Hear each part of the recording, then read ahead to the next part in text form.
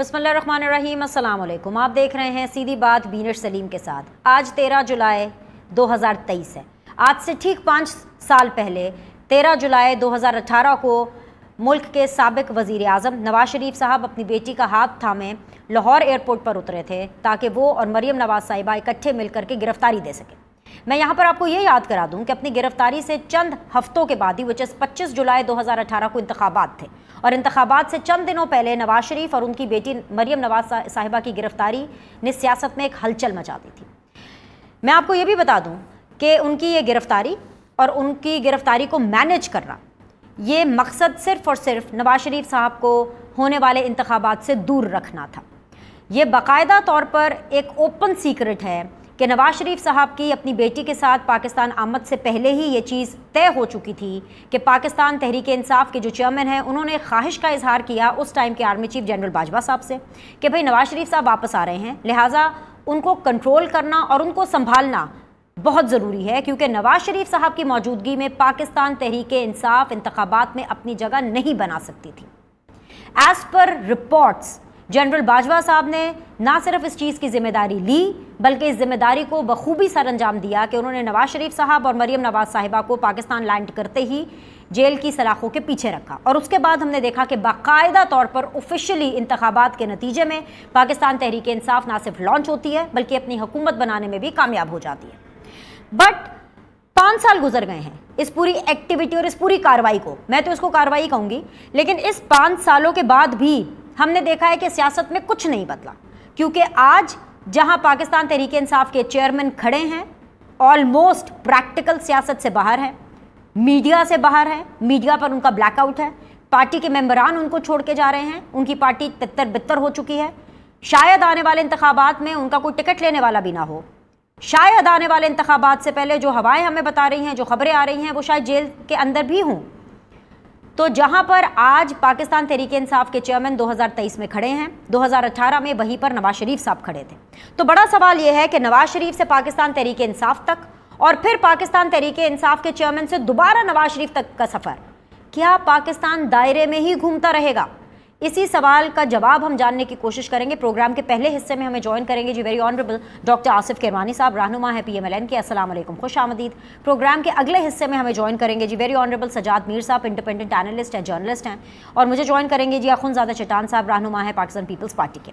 सबसे पहले हम बात कर लेते हैं जी डॉक्टर आसिफ किरमानी साहब से। किरमानी साहब, बहुत बहुत शुक्रिया सर वक्त देने के लिए। क्या कहूँ, आज इतना इंपॉर्टेंट दिन है क्योंकि 13 जुलाई वैसे तो देखा जाए आम लोगों के लिए एक आम सी तारीख होगी, लेकिन नून लीग के लिए, पाकिस्तान की सियासत के लिए कि एक बड़ी तारीख है, क्योंकि 13 जुलाई 2018 को नवाज शरीफ साहब अपनी बेटी मरीम नवाज साहिबा के साथ ना सिर्फ पाकिस्तान आते हैं बल्कि जेल जाने के लिए विलिंगली जो है अपने आप को सरेंडर करते हैं। सर, सवाल ये था कि लेवल प्लेइंग फील्ड के नाम के ऊपर नवाज शरीफ साहब जो इस टाइम पर हमें लग रहा है कि कमांडिंग पोजीशन पर हैं, वो क्या डिमांड कर रहे हैं? क्या वो पाकिस्तान तहरीक इंसाफ के चेयरमैन के हवाले से कोई इंक्वायरी, कोई एक्शन और उनका जेल जाना डिमांड कर रहे हैं? क्या वो ये डिमांड कर रहे हैं कि जो लेवल प्लेइंग फील्ड है तभी लेवल होगी जब पाकिस्तान तहरीक इंसाफ के चेयरमैन के साथ वो सब कुछ होगा जो माजी में नवाज शरीफ साहब के साथ हुआ है? वालेकुम सलाम, बहुत बहुत शुक्रिया बिनिश बीबी। गुजारिश ये है कि 13 जुलाई की तारीख़ हो या 12 अक्टूबर की तारीख़ हो या 5 जुलाई 1977 की तारीख़ हो और दीगर भी हमारे कैलेंडर पर ऐसी तारीखें हैं जिनको कभी भी भूला नहीं जा सकता। 13 जुलाई को जैसे आपने फरमाया कि नवाज शरीफ साहब अपनी बेटी का हाथ पकड़कर पाकिस्तान आए और सिर्फ इसलिए कि यहाँ लोग बहुत बातें कर रहे थे कि जी वो नहीं आएंगे, लेकिन वो अपनी बीमार बीवी को बिस्तरे मर्ग पर छोड़कर एक झूठे मुकदमे में का सामना करने आए, चूँकि अदालत ने उन्हें तलब किया था। और फिर सारी दुनिया ने देखा कि एक पाई की करप्शन भी उस शख्स पर, नवाज शरीफ पर साबित नहीं हुई और मजबूरन फिर अदालत के ज़रिए उनको पनामा की बजाय कामा पे निकाला गया। और अब तो लोगों के बयानात भी रिकॉर्ड पे हैं। शौकत अजीज सदीकी का बयान है, मरहूम जो थे अरशद मलिक, उनका बयान है, और हाल ही में एक इमरान खान के बहुत नुमाया और हमदर्द सपोर्टर जो है, एक वकील साहब, उसका भी बयान आया कि भाई नवाज शरीफ को तो अदालतों के जरिए निकालने का फैसला पहले हो चुका था, अदालतों को इस्तेमाल किया गया, गालिबन ऐसी ही कोई बात उस वकील ने की है। जी। गुजारिश ये है कि जहां तक आपकी बात है, मैं तो इसमें ये अर्ज कर सकता हूं कि देखिए, एक अच्छी भली चलती हुकूमत थी। आप मुआजना कर लीजिए कि 2013 से लेकर 2017 तक हर शुबा है जिंदगी की कारकर्दगी जौन सी थी वो बेहतरीन थी। पाकिस्तान तरक्की कर रहा था, नए प्रोजेक्ट्स लग रहे थे, लोड शेडिंग का खात्मा कर चुके थे, कराची की रोशनियां लुटाई, बलोचिस्तान को कौमी धारे में लाए, और फिर सबसे बढ़कर के दहशत गर्दी की जो एक लहर थी बहुत उस वक्त नुमायां, उस पर भी काबू पाया गया।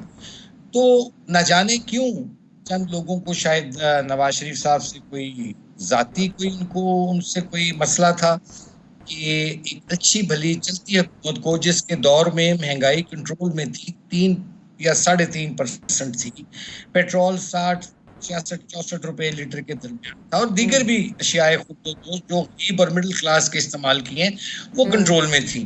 पता नहीं ये कुछ लोगों को खबत सवार हुआ कि एक तजुर्बा किया जाए, और वो तजुर्बा बुरी तरह फेल हुआ।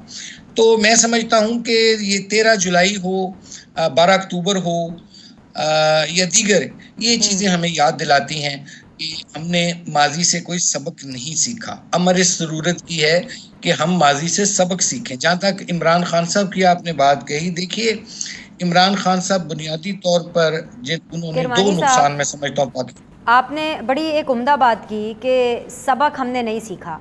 तो सर मैं तो आपसे ये बड़ी हम्बली आपको रिमाइंड कराऊंगी कि सबक अगर जब नहीं सीखा जाता ऑटोमेटिकली, तो फिर सबक सिखाना पड़ता है। जैसे कि एक छोटी सी एग्जांपल अगर आप अलाउ करें, लेट मी से दैट, आपने तो वो कॉलम पढ़ा ही होगा ना, हमारे अपने कॉलीग हैं जावेद चौधरी साहब, वो धड़ाधड़ एक सीरीज़ ऑफ कॉलम्स लिख रहे थे जनरल बाजवा साहब के हवाले से, कि उनकी जो मुलाकातें हुई जनरल बाजवा से, उसको उन्होंने किस्तवार कॉलम के तौर पर उनकी अशात की, और उसमें वाज़े तौर पर ये लिखा था कि चेयरमैन पाकिस्तान तहरीक इंसाफ ने इस ख्वाहिश का इजहार किया कि हो नवाज शरीफ साहब तो आ रहे हैं, हमें तो लगा था कि नवाज शरीफ साहब नहीं आएंगे, अब वो आ रहे हैं तो अब क्या करना है। तो ऐसे में जनरल बाजवा साहब ने उनको गारंटी दी, एश्योरेंस दी कि आप फिक्र ना करें, हम उनकी टेक केयर कर लेंगे, आप सिर्फ इंतखाबात के ऊपर फोकस करें। कोट अनकोट ये चीज़ उस कॉलम में ना सिर्फ लिखी गई है बल्कि बार बार इस चीज़ को दोहराया भी गया है। आपने चेयरमैन पाकिस्तान तहरीक इंसाफ तो छोड़ें, अभी तो वो बाहर ही हैं, जेल में तो नहीं है, लेकिन आप लोगों ने तो जनरल बाजवा साहब का भी कोई मुहासबा, कोई अकाउंटेबिलिटी, कोई ट्रायल कुछ ना किया है और ना डिमांड किया है। देखिए आपकी ये बात ठीक है, उस बारे में काफ़ी शवाहिद तो मौजूद हैं, और दीगर भी ऐसे कई फोरम्स पर ऐसे लोगों ने इंटरव्यूज़ किए हैं जिसमें कि तमाम जो मामलात हैं वो इस तरफ जाते हैं कि एक चलती हुई अच्छी भली जमहूरी हुकूमत को जो नताइज दे रही थी, पाकिस्तान को एक आगे की तरफ लेके जा रही थी, उसको नाजायज़ तौर पर किया गया। मैं ये समझता हूँ कि इसमें कम अज़ कम तमाम लोगों को चाहिए कि जिन जिन लोगों ने इसमें किरदार अदा किया नवाज शरीफ की हुकूमत को गिराने में और एक कठपुतली हुकूमत लाने में, जो जो लोग इस किरदार में शामिल थे, उनको मैं समझता हूँ कि कम अज़ कम ज़रूर आवाम के सामने लाया जाना चाहिए, और उनमें भी इतनी अखलाकी जुर्रत होनी चाहिए कि वो भी अपनी इस गलत को तस्लीम करें और कौम से वो लोग माफ़ी मांगें जो इस सारे एक हाइब्रिड निज़ाम को बनाने में जो इसके जो क्रिएटर थे।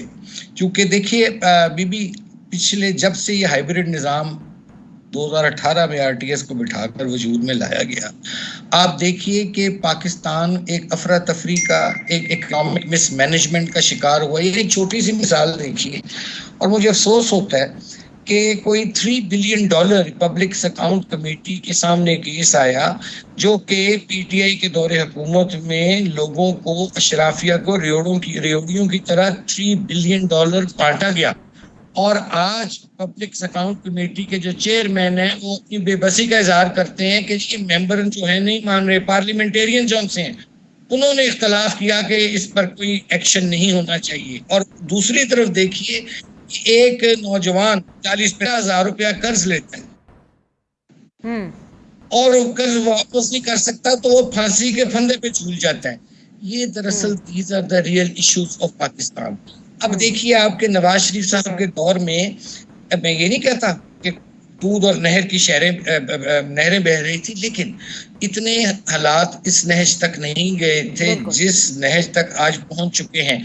आज आप देखिए कि 75 सालों से बीनश बीबी, जिन लोगों के लिए मुल्क बना था, मैं बार बार कहता हूं लेकिन पता नहीं लोगों को इस बात का एहसास होता है कि नहीं, कि जिन लोगों के लिए मुल्क बना था, मिडिल क्लास और गरीब के लिए कायदे आजम ने ये मुल्क बनाया था, भाई वो तो या आटे की कभी लाइनों में जलील हो रहे होते हैं या खार हो रहे होते हैं, चीनी की लाइनों में लगे हुए। असल इश्यूज को हैंडल करना चाहिए। और बदकिस्मती ये है 2022 में इमरान साहब की हुकूमत को अदम एतमाद के जरिए रुखसत किया, और उसके बाद जिस किस्म का हमें पाकिस्तान मिला था वो सबके सामने है। और आज अल्हम्दुलिल्लाह, जिस तरह लोग कहते थे, प्रोपेगेंडा करते थे जी कि ये सुबह डिफॉल्ट हो जाएगा, दोपहर डिफॉल्ट हो जाएगा, शाम को डिफॉल्ट हो जाएगा, तो कम अज कम हमने अपनी जो सियासत की कुर्बानी दी और रियासत को बचाने की कोशिश की। कम अज कम तारीख में जहां 13 जुलाई लिखा जाए, 9 अप्रैल को भी लिखा जाएगा, 10 अप्रैल को, कि एक सियासी ने, जमहूरी कुव्वतों ने इस मुल्क को बचाने के लिए अपनी सियासत की, रियासत की कुर्बान की और अपने मफाद को नहीं देखा, मुल्क के मफाद को देखा। और अल्हम्दुलिल्लाह आज हम ऐसी जगह खड़े हैं कि IM कौन सा है, उससे भी मामला तय हुए, जो कोई आइडियल सिचुएशन नहीं है। ये कर्ज की मैच और ये कब तक पीते रहेंगे? इस एस्पेक्ट को, PMLN के इस एस्पेक्ट को हम भी किरमानी साहब सहराते हैं कि मुल्क डिफ़ॉल्ट होने जा रहा था। IMF ने कोई पैसे पिछले 1 साल में नहीं दिए, लेकिन इसके बावजूद मुल्क डिफ़ॉल्ट नहीं हुआ। इसका क्रेडिट नून लीग को बिल्कुल जाता है, डार साहब को ज़रूर जाता है, और साथ ही साथ शहबाज शरीफ साहब को भी ज़रूर जाता है। लेकिन सर, आगे बढ़ने की जब हम बात करते हैं, आप भी बार बार वही बात कर रहे हैं, हम भी वही बात करना चाहते हैं। नवंबर में इंतखाबात की बात हो रही है, और जो मेरी इतलात हैं ज़ाती तौर पर, जो मुझे मेरे सोर्सेज बता रहे हैं, वो ये बता रहे हैं कि रफली अराउंड 12 नवंबर को शायद पाकिस्तान के अंदर जनरल इलेक्शन हो जाए। सर, ऐसे में आप बहैसियत एक PMLN के फेस, बहैसियत एक PMLN वर्कर और बहैसियत एक सीजन्ड पॉलिटिशियन, क्या आप ये समझते हैं कि पाकिस्तान तहरीक इंसाफ के जो चेयरमैन हैं वो नवंबर में होने वाले इंतखाबात से पहले जेल चले जाएंगे, या उनको जेल भेज देना चाहिए? What is your take as a member of PMLN? देखिए, इमरान खान साहब का जो फेट है, उन पर जिस नौयत के मुकदमात हैं, और स्पेशली जो सानिया 9 मई के बाद जिसमें जो उनका किरदार रहा है और जिस तरह पाकिस्तान और पाकिस्तान की फ़ौज पर हमला किया गया, ये बड़े संगीन नौयत के केसेस हैं। और आई डोंट नो, अभी तक तो उनको अदालतों से रिलीफ मिलता रहा है, घर बैठे भी मिलता रहा है, गाड़ियों में बैठे भी मिलता रहा है, और अदालतों में पेश ना होने के बावजूद भी जमानतें उनकी होती रही हैं। लेकिन आई थिंक कि ये तमाम जो उनके मुकदमात हैं उनको सामना करना पड़ेगा। आई कांट से कि जी नवंबर में, अक्टूबर में जब इलेक्शन सर पे होंगे तो ये केसेस किस स्टेज पे होंगे, क्या इनका फेट होगा, ये तो we have to wait for the time के उस टाइम पे पता चलेगा। लेकिन ये मैं ज़रूर यहाँ अर्ज करनी चाहूँगा कि इमरान खान साहब को जो भी उनका फेट है उसका सामना करना पड़ेगा। अगर वो बेगुनाह हुए तो अदालतें छोड़ देंगी उनको, अगर गुनाहगार हुए, जो कि बज़ाहिर शवाहिद हैं और भी बहुत केसेस हैं, तो फिर ठीक है, आम शहरी की तरह उनको, वो तो खुद भी दावा करते थे कि पाकिस्तान में कानून एक होना चाहिए, गरीब के लिए, अमीर के लिए, तो फिर उसी कानून के तहत वो भी सामना करें एक आम शहरी के तौर पर, और जो अदालतें फैसला करें उसको तस्लीम करना होगा, उन्हें भी हमें भी। किरमानी साहब, मियाँ साहब सऊदी अरेबिया में क्या कर रहे हैं? क्योंकि मुझे लगा कि शायद $2 अरब जो हैं उन्होंने पाकिस्तान में पार्क किए हैं सऊदी अरेबिया ने। कल तक मुझे ये लग रहा था कि ये नवाज शरीफ साहब की करामात हैं, लेकिन आज मुझे मोहतरम प्राइम मिनिस्टर शहबाज शरीफ साहब ने बताया कि खालिसतन जो अमाउंट सऊदी अरेबिया ने पाकिस्तान में पार्क की है उसके अंदर हमारे आर्मी चीफ साहब का हाथ है। So what is Nawaz Sharif साहब doing in Saudi Arabia sir? देखिए, उसमें मियाँ साहब का ये दुबई का और सऊदीया का, चूँकि दुबई में भी उनके बेटी, आपको मालूम है, वहाँ रिहाइश पजीर हैं, और जद्दा में उनके दोस्त अहबाब भी हैं, जिसमें शाही ख़ानदान के लोग भी शामिल हैं। फिर उनके एक बेटे जो हैं वहाँ कारोबार भी करते हैं, और भी उनके वहाँ, और फिर वहाँ की जो PMLN की हमारी जो एक बहुत एक बड़ी एक ओवरसीज़ की एक PMLN का चैप्टर है, तो वो तमाम लोगों की ख्वाहिश थी कि मियाँ साहब आएँ और आके उम्रा भी करें। जब दुबई आ रहे हैं तो सऊदीया भी तशरीफ़ लाएँ, तो वो गए हैं वहाँ। और दूसरी, जहाँ तक आपकी बात है, देखिए बिल्कुल वज़ीर आज़म साहब ने कहा है कि आर्मी चीफ जो हैं उन्होंने इसमें बहुत एफर्ट किया और उन्होंने उनको क्रेडिट दिया है, देना चाहिए। अगर क्योंकि पाकिस्तान जिन हालात में आन खड़ा हुआ था, हमारे पास तो अगले 15 दिन के कहते हैं पैसे नहीं थे तेल इंपोर्ट करने के। तो इसमें अगर आर्मी चीफ का भी रोल है तो जाहिर है उन्होंने अपने मादरे वतन के लिए खिदमत की है और इसको अप्रिशिएट करना चाहिए, जिसका भी जो रोल है। चलिए जी, आसिफ करमानी साहब, लास्ट क्वेश्चन टू यू, और ये क्वेश्चन से तो खैर मैं ही करूंगी, लेकिन बेसिकली तो ये चैलेंज है। एक चैलेंज किया है चेयरमैन पाकिस्तान तहरीक इंसाफ ने कि नवाज शरीफ साहब पाकिस्तान आए, आ करके जिस चाहे मर्जी अपने चॉइस के हल्के से इलेक्शन कंटेस्ट करें। चेयरमैन पाकिस्तान तहरीक इंसाफ ये दावा कर रहे हैं और ये चैलेंज कर रहे हैं कि वो उस हल्के के अंदर अपनी इलेक्शन कैंपेन भी नहीं चलाएंगे, लेकिन फिर भी नवाज शरीफ साहब हार जाएंगे। सर, आप ये चैलेंज कबूल कर रहे हैं? देखिए, पहले तो उनको चाहिए कि अपनी जो पार्टी है जो तितर बितर हो चुकी है और लोग उनको छोड़ छोड़ कर जा रहे हैं, पहले तो उनको संभालें। उनको तो मुझे लगता है इस इलेक्शन में पीटीआई को उम्मीदवार भी नहीं मिलने वाले। तो वो दौर चला गया जब इमरान खान साहब एक हल्के 7-7 हल्कों से 6-6 हल्कों से खड़े हो जाते थे। 9 मई का जो सानिया हुआ है उसके बाद हालात, ग्राउंड रियलिटी जौन सी है, ज़मीनी हकाइक बहुत तब्दील हो चुके हैं। इसलिए इमरान खान साहब पहले अपने घर को इन ऑर्डर तो करें, पहले इस काबिल तो हों कि वो अपनी पार्टी को इकट्ठा तो रख सकें। वो तो अपने घर को इकट्ठा नहीं रख सकते, हमें चैलेंज कर रहे हैं। क्या मैं इस पे कह सकता हूँ, बादशाह लोग हो गए। नहीं, आप कह सकते हैं कि आप इस चैलेंज को एक्सेप्ट कर रहे हैं कि आप रिजेक्ट कर रहे हैं। इतने कॉन्फिडेंट है तो एक्सेप्ट कर लें सर, हम क्लिप उन तक पहुंचा देंगे। नहीं, मैं तो ये कहता हूँ ना, पहले अब उनसे उनके वो तो बेचारे अकेले बैठे होते हैं। वो खुद कहते हैं मुझे सब छोड़ गए हैं, और जो अकेला शख्स हो जाए, तन्हा शख्स हो जाए, आप मुझे बताइए कि उसके मुंह से ऐसी बातें ज़ेब देती हैं। बाकी इलेक्शन होगा, वो अकेले नहीं है। उनका क्लेम है कि अवाम उनके साथ है, लेकिन अवाम को आप लोगों ने डरा धमका के जरा पीछे किया हुआ है, वरना अवाम उनके साथ है सर। नहीं, अवाम किसके साथ हैं इसका फैसला किरण अपना विनेश बीबी, ये हम इलेक्शन पे छोड़ देते हैं कि जिस दिन इलेक्शन होगा अगर लोग उन्हें वोट डालेंगे वो हुकूमत बना लें, अगर लोग हमें या किसी और को देते हैं चांस तो फबेया। लेकिन ये इस किस्म के दावे करना जो है, मैं I don't believe in such claims. मैं ये इन किस्म की क्लेम करने में I don't believe. Ground reality देखकर बात करनी चाहिए। इमरान खान साहब आज जहां खड़े हैं, मेरा ख्याल है कि बहुत मुश्किल है कि उनको कोई उम्मीदवार भी मिलेगा। अच्छा, ये तो आपने प्रिडिक्शन कर दी है, देखते हैं कि ये प्रिडिक्शन सही साबित होती है कि नहीं। लेकिन किरमानी साहब, उड़ती उड़ती खबरें आ रही हैं कि बिलावल भुट्टो साहब और आसिफ अली जरदारी साहब थोड़े से नाराज़ हो गए हैं, क्योंकि उनको अब ये लग रहा है कि अगले वज़ीर आज़म नून लीग से ही होंगे, और वो नाराज़ होकर के अमेरिका चले गए हैं। कहाँ हम ये उड़ती उड़ती खबरें सुन रहे थे कि कहाँ दुबई में खाने इकट्ठे खाए जा रहे हैं, मुलाकातें हो रही हैं, ये एक एडजस्टमेंट हो गई है कि जी वज़ीर आज़म कौन होगा, सदर कौन होगा। और अब एक ही दिन 2 दिन के वक्फे के बाद हम ये खबरें सुन रहे हैं कि बिलावल साहब नाराज़ होकर अमेरिका चले गए हैं। नाराज़ हैं कि दोस्ती है, ये बता दीजिए। देखिए, नाराज़गी कोई नहीं है और वो हमारे इत्तेहादी हैं। देखिए, इसमें हम बड़े क्लियर हैं, बल्कि एवरीबडी इज़ वेरी क्लियर। एक जमात जो भी अक्सरीती जमात जो होगी उसका वज़ीर आज़म बनेगा। अगर वो सबसे अक्सरीती जमात पीपी की है तो उनका वज़ीर आज़म बनने का हक, अगर पीएमएलएन की है तो पीएमएलएन का बनेगा। अगर किसी और जमात का की अक्सरियत आ जाती है तो वो तो उसी जमात का हक बनता है ना। लेकिन ये मैं अब यहाँ कह दूँ जी कि वज़ीर आज़म फ़लाँ होगा फ़लाँ नहीं होगा, भाई इलेक्शन होने दें, इलेक्शन के नताइज देखिए, जिसकी जितनी ज़्यादा सीटें होंगी उसका उतना ज़्यादा हक होगा जी। ठीक है, बहुत बहुत शुक्रिया डॉक्टर आसिफ किरमानी साहब वक्त देने के लिए। It's wonderful to talk to you always. यहाँ पे एक छोटा सा वक्फा लेना है, ब्रेक के बाद वापस आएंगे। दीगर पैनलिस्ट सीधी बात जोन के अंदर बने होंगे, उनसे आपको रूबरू कराएंगे। Will be back in a bit. बिस्मिल्लाहिर्रहमानिर्रहीम, अस्सलाम वालेकुम। ब्रेक के बाद आप लोग को खुशामदीद कहते हैं। प्रोग्राम के इस हिस्से में मुझे ज्वाइन कर रहे हैं जी वेरी ऑनरेबल सजाद मीर साहब, सीनियर जर्नलिस्ट हैं, एनालिस्ट हैं। मुझे ज्वाइन कर रहे हैं जी वेरी ऑनरेबल अखुनज़ादा चट्टान साहब, पाकिस्तान पीपल्स पार्टी से उनका ताल्लुक है। दोनों मेहमानों को मैं खुशामदीद कहूँगी। मीर साहब, मैं आपसे सवाल का आगाज़ करना चाहूँगी इस सेगमेंट के, क्योंकि हालात ही कुछ ऐसे हैं। आज 13 जुलाई है और प्रोग्राम के पहले हिस्से में मुझे आसिफ किरमानी साहब ने भी ज्वाइन किया हुआ था, उनसे भी मैंने यही पूछा। मुझे तो खैर कोई सेटिस्फैक्ट्री जवाब नहीं मिला, लेकिन मैं यकीन से कह सकती हूँ कि आपसे मुझे एक तसल्ली बख्श जवाब ज़रूर मिलेगा।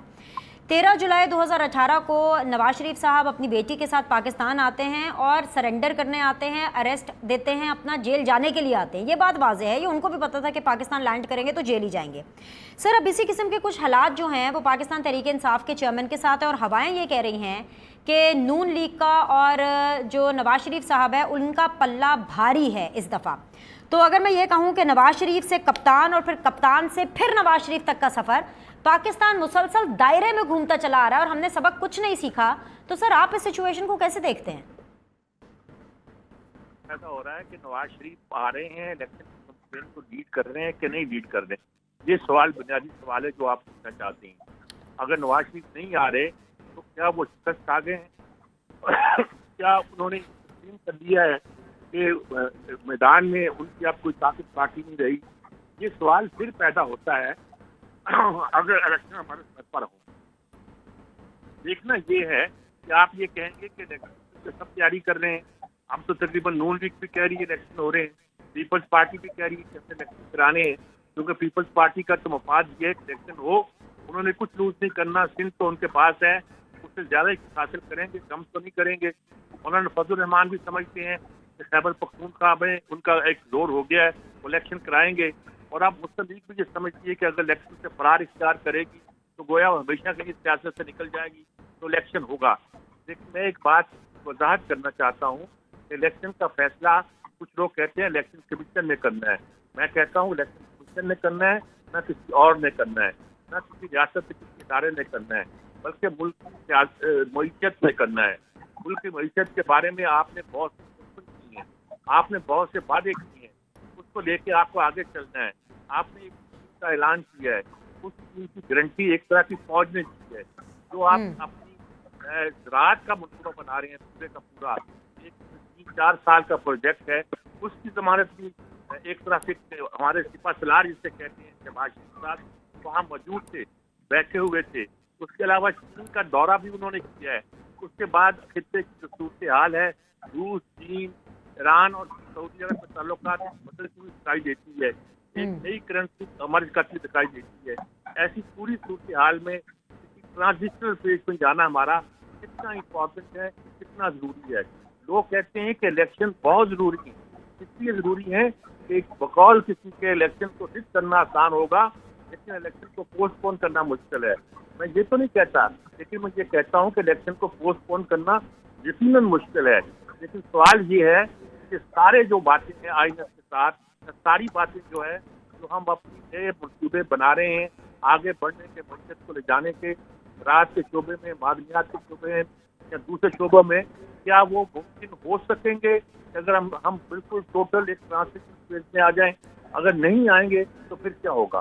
नवाज शरीफ इंतजार कर रहे हैं कि अगर मुझे मुल्क जाना है उस वक्त जाना है जब इलेक्शन सर पर हो, और अभी तक उन्हें यकीन नहीं है कि इलेक्शन सर पर है।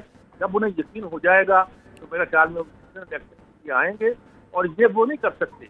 अगर वो इस इलेक्शन में नहीं आते तो इसका मतलब ये है कि वो सिकंदर मिर्जा की तरह हमेशा हमेशा चलते मुल्क की सियासत से आउट हो जाएंगे, और मैं नहीं समझता कि नवाज शरीफ सिकंदर मिर्जा बनने को तैयार होंगे।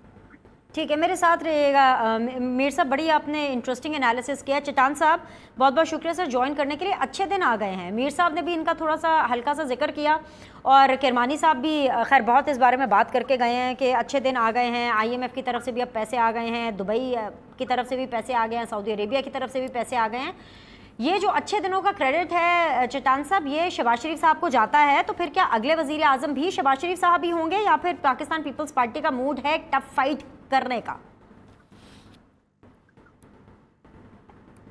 बिस्मिल्लाहिर्रहमानिर्रहीम। देखिए कि हम तो समझते हैं कि इंशाअल्लाह ताला आने वाला जो वक्त है वो पाकिस्तान पीपल्स पार्टी का है, और पाकिस्तान के अवाम समझते हैं कि जब भी इस मुल्क में कोई बुहरान आ चुका है और लोगों ने ये बातें करनी शुरू कर दी हैं कि खुदा न खास्ता ये मुल्क आप चलने वाला नहीं है, तो ऐसे टाइम की पीपल्स पार्टी ने इस मुल्क को आगे लेके बढ़े।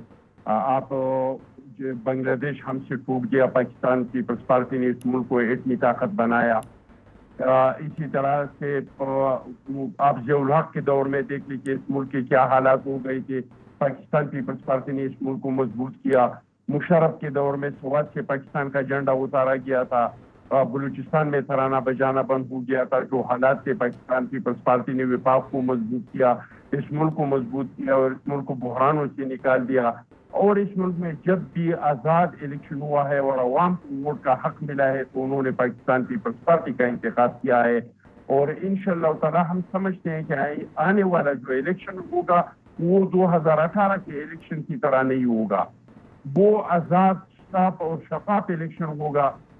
और जब इस मुल्क में जितने भी मसाइल हैं, इसकी वजह यही है कि आप देखिए जो हुकूमतें हमने बनाए हैं और डंडे के जोर पे, ताकत के जोर पे, उन्होंने उस मुल्क को डिलीवर नहीं किया है। चाहे वो हमने डिक्टेटरों के दौर में हुकूमतें बने हैं डंडे के जोर पे, ताकत के जोर पे, या हमने टेक्नोक्रेट्स हुकूमतें बनाए हैं डंडे और ताकत के जोर पे, या ये पिछला हमने जो हाइब्रिड हुकूमत बनाया था डंडे और ताकत के जोर पे, उन्होंने कोई रिजल्ट नहीं किया है। अगर रिजल्ट दे सकते तो वही हुकूमत दे सकते, वही हुकूमत बहरानों से निकाल सकते, इस मुल्क की मईशत वही ठीक कर सकते जो अवाम के वोट के जरिए आए, जिसको अवाम मुंतखब करे। चाहे अवाम का वोट का हक है, आईन ने उसको दिया है, वो पाकिस्तान पीपल्स पार्टी को वोट दे दे, मुस्लिम लीग नून को वोट दे दे, तहरीक इंसाफ को वोट दे दे, जिसको चाहे वो वोट दे दे। इंशाअल्लाह ताला जो हुकूमत बिलावल साहब क्या नाराज हो गए हैं? डिलीवर करेगा। क्या वो नाराज हो गए हैं? जी, क्या बिलावल भुट्टो जरदारी साहब नाराज हैं? नाराज होकर के अमेरिका चले गए हैं? सिर्फ इसलिए नाराज हो गए हैं क्योंकि उनको लग रहा है कि शहबाज शरीफ साहब की सिस्टम के अंदर बड़ी ज़्यादा एक्सेप्टेंस और अंडरस्टैंडिंग हो चुकी है, और अगर अगली वजारत उज़्मा की बात आई तो शहबाज शरीफ साहब या नवाज शरीफ साहब को कंसिडर किया जाएगा, पीपल्स पार्टी को कंसिडर नहीं किया जाएगा? बिल्कुल जी, बिलावल साहब बिल्कुल नाराज नहीं है। पाकिस्तान पीपल्स पार्टी का एक ही मुतालबा है और वो मुतालबा ये है कि इलेक्शन टाइम पे होना चाहिए, और ये मुल्क के हालात का तकाजा भी है। ये मुल्क को टेक्नोक्रेट्स हुकूमत नहीं चला सकते, मुल्क की मईशत के जो हालात है। हमारा मुतालबा ये है कि इलेक्शन साफ और शफाफ हो, इलेक्शन जो भी मुंतखब हो, चाहे शहबाज शरीफ साहब हो, चाहे कोई भी हो, बिलावल साहब हो, वो अवाम के वोट के जरिए आए। और चेयरमैन बिलावल साहब ने की कारकर्दगी लोगों ने देख लिया कि एक साल में वो बेहैसियत वज़ीर खारजा उन्होंने जो कामयाबियां हासिल की। इंशाअल्लाह ताला मैं समझता हूँ कि पाकिस्तान के अवाम समझ चुके हैं कि पाकिस्तान के मसाइल का हल जो है और इन बहरानों से निकालने का हल जो है वो सिर्फ और सिर्फ पाकिस्तान पीपल्स पार्टी के साथ है। और माजी में भी हमने इस मुल्क को बहरानों से निकाला है, ये कोई पहली बार नहीं हो रहा है। ऐसे हालात में हमने मुल्क को बहरानों से निकाला जो हमारे 90,000 फौजी दुश्मन के कैद में थे, जो हमारी सरजमीन पे कब्जा हुआ था। हमने ऐसे हालात में मुल्क को निकाला जो स्वाद से पाकिस्तान का झंडा निकाला उतारा गया था, जो मौलाना फजल रहमान साहब कह रहे थे कि अस्करियत पसंद ये मारगला के पहाड़ों तक पहुंचे हैं। जिन दिनों में लोग आटे के लिए कतारों में खड़े होते थे, जिन दिनों में लोग चीनी के लिए कतारों में खड़े होते थे, ऐसे हालात में हमने इस मुल्क को बहरानों से निकाला है। और इंशाअल्लाह ताला आइंदा भी पाकिस्तान के अवाम समझते हैं कि अगर इस मुल्क को कोई बहरानों से निकाल सकते, मईशत को दुरुस्त कर सके, तो वो पाकिस्तान पीपल्स पार्टी है, वो चेयरमैन बिलावल साहब है। और इसकी कारकर्दगी बहैसियत वज़ीर खारजा पाकिस्तान के अवाम ने देख लिया कि इसमें कितनी सलाहियत है और कितना इसका स्टेमिना है और किस तरीके से उस मुल्क को चला सकती है। ठीक है, डिस्कशन को हम समेटने की कोशिश करेंगे अगले राउंड में, लेकिन अभी एक ब्रेक लेना, ब्रेक के बाद वापस आते हैं। We'll resume it shortly. Break के बाद जो आप लोग को खुशामदीद कहते हैं, सजाद मीर साहब मेरे साथ बने हुए हैं, खुनज़ादा चट्टान साहब मेरे साथ बने हुए हैं। सजाद मीर साहब, आज वज़ीर आज़म ने बाकायदा तौर पर एक अनाउंसमेंट की, कौम से खिताब किया, और बड़ी अनाउंसमेंट यही थी कि उन्होंने ये ऐलान कर दिया है कि अगस्त के अंदर वो तमाम तर मामलात जो है वो निगरां हुकूमत को ट्रांसफ़र कर देंगे। तो इसका मतलब है कि जाहिर बात है निगरान सेटअप की तरफ तो जाया जा रहा है, हुकूमत जो है अपने आखिरी 29 दिन कामयाबी से पूरे करेगी। और साथ ही साथ उन्होंने एक मैसेज भी दिया, उन्होंने कहा कि जो उन्होंने बेस्ट पॉसिबल कर सकते थे वो उन्होंने बेस्ट पॉसिबल करके मुल्क को एक राह पर, एक तरक्की की राह पर गामजन करने की कोशिश की, और उसके बाद अब वो पूरा सेटअप जो है निगरान हुकूमत को हैंड ओवर कर देंगे। मीर साहब, निगरान हुकूमत कैसी होगी और आने वाले चंद हफ्ते आपको कैसे नजर आ रहे हैं? मैंने जो अभी गुफ्तगू की थी ना कि असल चीज जो डिटरमिन करेगी इलेक्शन को, जो आने वाले हालात को डिटरमिन करेगी, वो ना हमारी एस्टेब्लिशमेंट करेगी, ना हमारी कोई और मसाइल करेंगे, ना इवन मैं कह सकता हूँ कि ना सिक्योरिटी के मसाइल करेंगे, बल्कि हमारी मईशत डिटरमिन करेगी और इस इलाके की स्टैटिक सूरत हाल है डिटरमिन करेगी। जैसा कि मैंने कहा था कि आप देखिए, आप रूस से तेल मंगवा रहे हैं, आप रास्ता खोल रहे हैं, आप आज़रबाईजान से गैस मंगवा रहे हैं, आप अपनी पेमेंट जो है वो डॉलर की बजाय दूसरी करेंसी में कर रहे हैं। आप जो है चीन ने आपके 5 अरब रुपये अदा किए हैं। आपके जो अरब ममालिक हैं उन्होंने 2+1 3 अरब रुपये उन्होंने अदा किए हैं।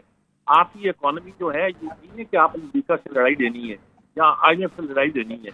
आप उनको कहते हैं हम आपके साथ हैं। ये है कि अगर आप पूरी तरह हमारा साथ ही दोगे तो खित्ते की स्ट्रेटेजी बदल रही है। अच्छा, इस स्ट्रेटेजी को काबू रखने के लिए, मुल्क को आगे ले जाने के लिए हमने 3-4 जो शोबे चुने हैं, उसमें से एक एग्रीकल्चर है, जिसमें हमारी इनपुट नहीं, हमारा पैसा खर्च नहीं होता। हम कॉर्पोरेट सेक्टर को इसमें इंट्रोड्यूस कर रहे हैं, दूसरे मुल्कों के आगे ला रहे हैं, तो एग्रीकल्चर में इन्वेस्ट करें और जो भी उसकी हार्वेस्ट है वो ले जाएं और उसका पैसा हमें फायदा होगा, डॉलर का होगा, हमारे यहाँ नौकरियाँ आएगी, हमारे यहाँ टेक्नोलॉजी आएगी। ये हम चाहते हैं। माइनिंग चाहते हैं, माइनिंग में हमारे पास बेशुमार पोटेंशियल मौजूद है, उसके लिए भी हमारी इन्वेस्टमेंट अपनी नहीं होगी, वो गैर मुल्की कंपनियां तैयार हैं। हमने सिर्फ उनके साथ जो एग्रीमेंट है उसको इस तरह के रिवाइज करना है, उनको ग्रोथ को देना है। चट्टान साहब, 30 दिन पहले, 29 दिन पहले टू बी एग्जैक्ट, 29 दिन है बाकी, और 29 दिन पहले ही वजीर आजम ने अपना अलविदाई कौम से खिताब कर लिया, क्योंकि आज जो वो बातें कर रहे थे वो यही लग रहा था कि उनकी फेयरवेल स्पीच है, कि जिस तरह उन्होंने कहा कि मैंने 15 महीने के अंदर 4 साल का गन जो है वो साफ़ किया है, मईशत को देख लें, मंसूबों को देख लें, और अब जो है हम आगे निगरान सेटअप की तरफ जा रहे हैं। सर अब आपका शिकवा दूर हो गया ना, अब तो इंतखाबात हो रहे हैं क्योंकि निगरान सेटअप की तरफ जा रहे हैं, राइट सर? देखिए जी, हमें तो पहले से यकीन था और हमें इसमें कोई शक नहीं था कि इलेक्शन अपने टाइम पे होगा, लेकिन अगर वज़ीर आज़म साहब ने बयान दिया है तो इसका मतलब ये है कि इससे तो इनकार नहीं किया जाता है कि हमारी कुछ इत्तेहादियों ने भी कहा था कि निगरान हुकूमत को ज्यादा टाइम देना चाहिए और मीडिया पे भी बात शुरू हो गई थी, ज्यादा टाइम देना चाहिए। तो उस तासुर को खत्म करने के लिए मेरे ख्याल से वज़ीर आज़म साहब ये कहने पे मजबूर हो गए कि निगरान सिताब की हुकूमत हवाले कर देगा, लेकिन हमें इसमें कोई शक नहीं था, हमें पूरा यकीन था कि इंशाअल्लाह। और वैसे 12 अगस्त को असेंबली अपना टाइम पूरा हो जाएगा, तो आप असेंबलियों को तोड़े या नहीं तोड़े, खुद ब खुद असेंबलियाँ खत्म हो जाएंगी, हुकूमत खत्म हो जाएंगे। और ये भी हमें यकीन है कि इलेक्शन टाइम पे होगा, क्योंकि एक मुंतखब हुकूमत इस मुल्क के मसाइल को हल कर सकते हैं। इंतखाबात वक्त पर होते हुए दिखाई दे रहे हैं पीपल्स पार्टी को, लेकिन एक अहम चीज़ के अब तक की जो तकरीर प्राइम मिनिस्टर शहबाज शरीफ साहब ने किया, उन्होंने अगस्त का जिक्र ज़रूर किया कि निगरान सेटअप के ऊपर वो हैंड ओवर कर रहे हैं पूरा सिस्टम, लेकिन तारीख नहीं बताई। So this still remains $1 billion question कि असेंबलीज तोड़ी जाएंगी या अपनी मुद्दत पूरी करेंगी। इंशाल्लाह will see you on Monday. Look after yourself. अल्लाह हाफिज़।